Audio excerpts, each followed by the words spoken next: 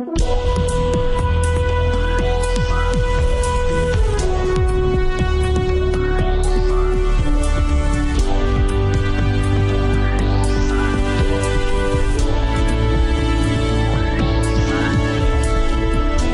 to Real Money Talks, how to make money, manage money, and invest money. Your Real Money Talks host, Laurel Langmeyer, gets straight to the point about what it actually takes to make money and build lasting wealth in today's changing economic climate. If you're ready to get the financial results you've always dreamed of, keep listening. Real Money Talks is the right place for you. And now here's your host, Laurel Langmeyer.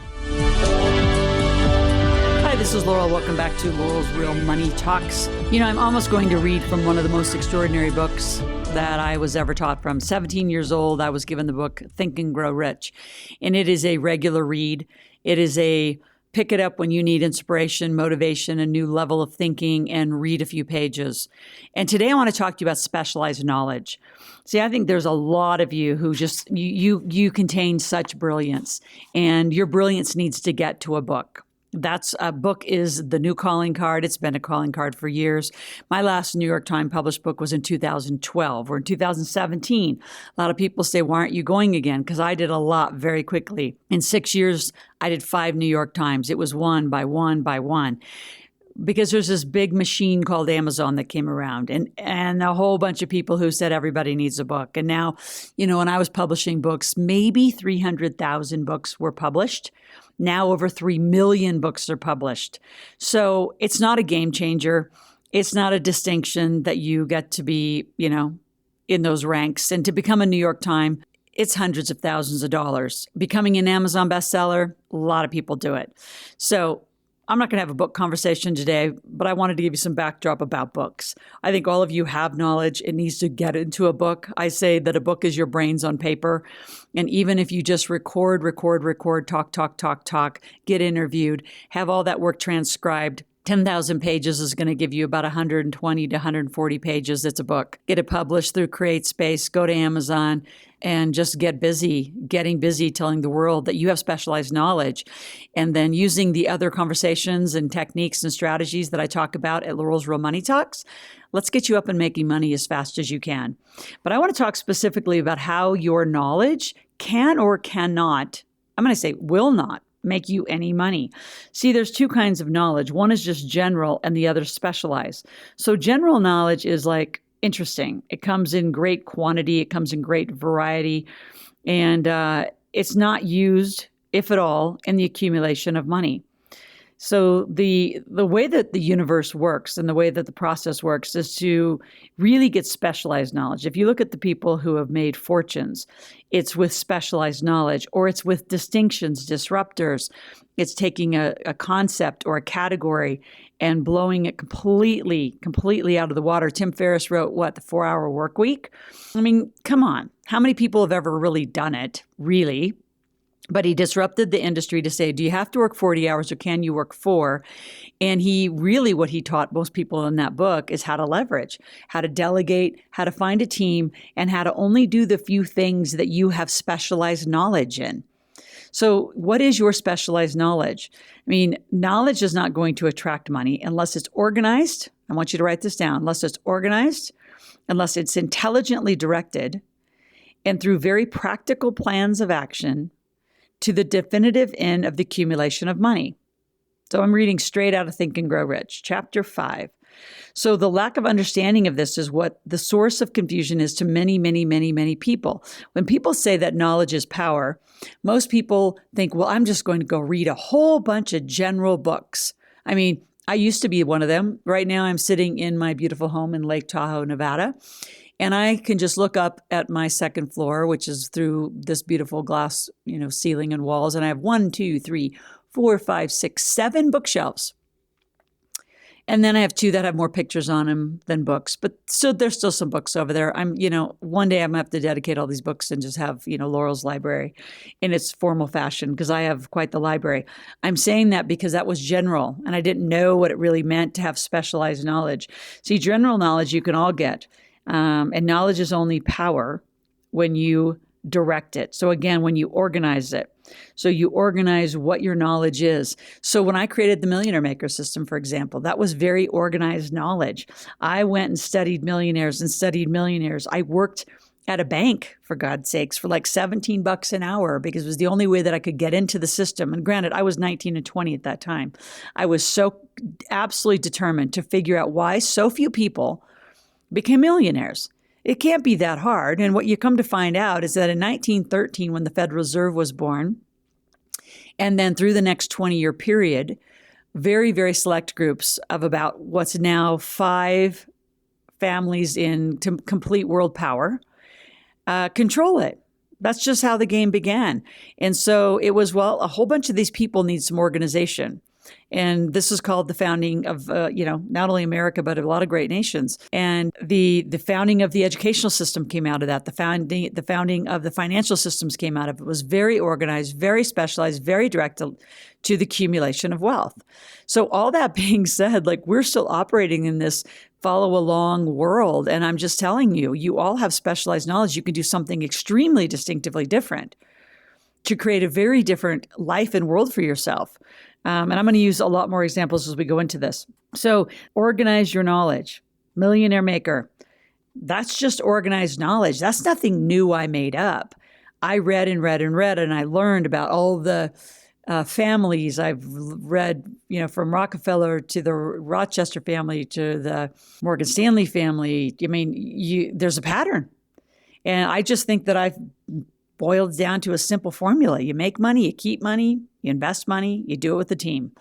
And then there's some real deep strategies in there. And the biggest one is where, I put it together in a very intellectually directed formula, which is when you make money, you have to invest it at the same time and have the plan in place. So it's organized, it's intelligently directed, and has a certain plan and has certain practical plans to it. So there's a blueprint. So I do want to use my Millionaire Maker book because it is exactly what I did when I had knowledge. I had general knowledge of how to make money, but I had it very, very directed into specialized knowledge, into a system, what I call an infinity matrix system. Make money, keep money, invest money with the team. Now, the subsets of that conversation, like I said, are extremely, extremely strategic. But the thing I want you to get is that I took something that is a general broad topic and I made steps to it. I directed it. I made plans, what I call blueprints in my Millionaire Maker book. I made a game that you can actually practice, and get good at it. So all of that, I've been doing it for 20 years. People say, why don't you update it? Because the Millionaire Maker system is the same Millionaire Maker system that was in the 1900s and the 1800s and how you become wealthy. See, the missing link of most systems, of most, education systems and the Institute is the failure to teach people how to organize what they're specialized in. So our whole school system is designed to keep you general. Let's do a little bit of general work in the United States history. Let's do a little general work in math. Let's do a little general work in whatever. And then, after 12 years of conditioning you in, what they call core curriculum, then let's go build a job around the one thing that you might be better at. See, an educated person doesn't do that. A lot of educated, people that have specialized knowledge, they may not even go to formal education. I mean, Gates dropped out. I mean, I think he went back eventually. Jobs dropped out. I'm not saying drop out, but if you look at the wealthiest people, were they formally educated? Because a lot of that structure does not lead to creativity and does not lead to any sort of financial gain or what you really need in the world. Another concept that I want to talk about as we dig deeper into Think and Grow Rich, and I'd love for you to just, run out to Amazon and grab the book if you don't have it. The ones that I have were handed down from really the Carnegie family and the Napoleon Hill family. I don't even know, probably 20 sets of these books around here. And just dig in, go to chapter 5. Let's talk about the purchase of knowledge. So as I just said, the school systems have very general, very outdated core curriculum. You're not going to get anywhere with any of that. Millionaires find their way to specialized knowledge. And one of the areas I want to lead you to is, how do you purchase knowledge and how do you pay to purchase knowledge? And a few steps that I want to give you that's, again, from the book itself is find people who have the experience you want, not necessarily the education you want. So that's kind of number one. Look for the people who have the experience. You say, well, how do I do that? Well, you're going to find people who have the result you want. So how I find and purchase is through very, very strategic mentors. And many of my mentors I've not had to pay because they're not formal mentors. They don't do it for work. They don't do it for a job. Like I will actually pick up some mentors that are just absolutely in the streets. I mean, boots on the ground, doing extraordinary work. And I'll ask them to mentor me, and they'll be like, "What are you doing? Like, what do you?" They look at me like I'm absolutely crazy. And I said, we don't even do that. Like we do the work. We're building, land development, processes. We're pulling gas and oil out of the ground. We're the ones doing what we need to do, not sitting on the sidelines. So look for the experience and look for the results in the people that you have. Every once in a while, I'll take someone on. I won't have them pay me because I want them to be on the team. I know I can craft their specialized knowledge. They'll do exactly what I say. And it just adds to the bigger game that I'm playing. Again, mastermind alliances. How can you purchase into masterminds or create them? Which means find the minds, not like minds from the standpoint they all want to accumulate wealth and, control and power and knowledge, but like minds that have very diverse backgrounds. So a perfect mastermind for me are people who have diverse income levels and asset and accumulation wealth levels, different experience levels, different international levels, different technology levels, and they're of different age and generational gaps. You can purchase information through colleges and universities. And when I say that, I want you just to consider, and I met a woman just recently who did this. It was so brilliant. Because it's pretty unknown to do this, is just go to a college or university curriculum and just pick the classes you want. Not in service of I'm going to go get a degree. I want to learn about that. I want to learn about that. I want to learn about one or two things, and that's all I want. Another experience I had, as I shared with you earlier in this podcast, where I went to a bank for $17 an hour. There was a marketing gentleman in San Francisco way back in the day when I was, building into being a financial coach and realizing that marketing was a huge piece, and creative marketing for strategy, so I could bring it into my clients' work, was just critical. And he had very unique stuff. And he would not have lunch. He wouldn't collaborate. He wouldn't let me hire him. He's the only way to understand what it is I do, because I don't know what I do. I just do it. And by the way, very wealthy people are like that. Many times dyslexic, many times high IQ, and seemingly interesting to be with. I'll say that. And so he said, the only way to do that is to work for me. And you don't have a lot of the skills that I need, or technical skills that I need. And I said, well, do you need a personal assistant? And he said, a personal assistant? I said, well, I see you running errands and you're doing things that you don't need to be doing. And he said, well, what would you charge me for that? I said, $15 an hour. And I knew in my mind that I was going to go work for him. And I only worked 15 hours a week for $15 an hour. And I did it for 90 days. And I got so inside that company, and I saw what I needed to see, because I went for an intentional, specialized knowledge purchase experience. Now, in that case, I got paid a little money, but it was still a funny little story.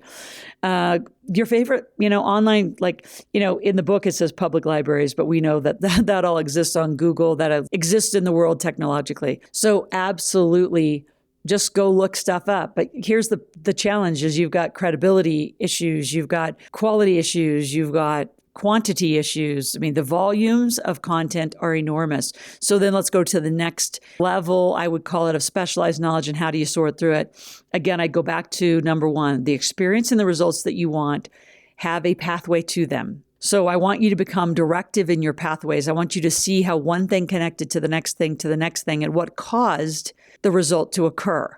What caused the result to occur. Now, Buckminster Fuller has extraordinary books on this level of thinking. And if some of you are lost already, it's okay. This is what's seeming to be a simple podcast, but finding the specialized knowledge and finding the specialized people with the experience that cause the result, that cause your bank account to change, is a very, very distinctive and lifetime journey of saying, I want to find very different people.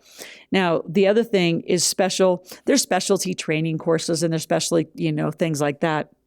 But the other thing I want to speak to that I think has just been profoundly different for me is, as I shared, getting in different camps, from the banker to the marketing person, seeking the people that have those results. But going there I think the thing that I probably have done differently is I go on field trips, I call them. So I field trip out to meet the people. I just don't stay, geographically targeted. I go meet the people that had the gold mine in South Africa. I have met people who have diamond mines in South Africa.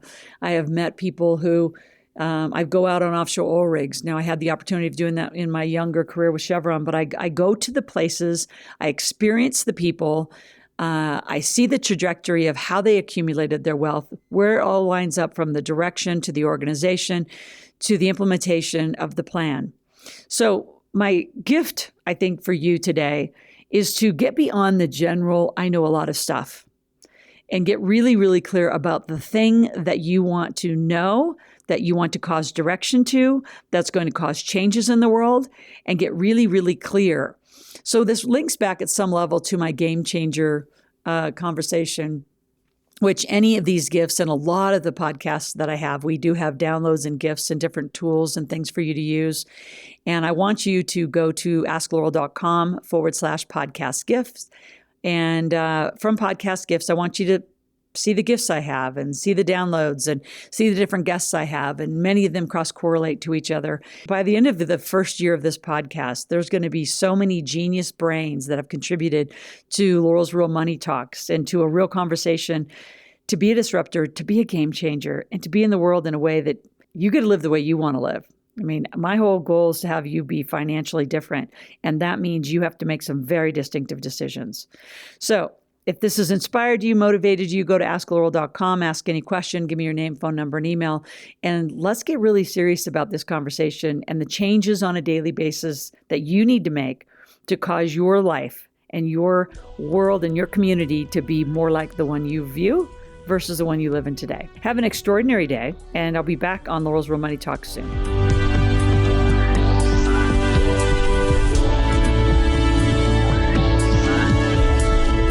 Thank you for joining Laurel for this segment of Real Money Talks, how to make money, manage money, and invest money.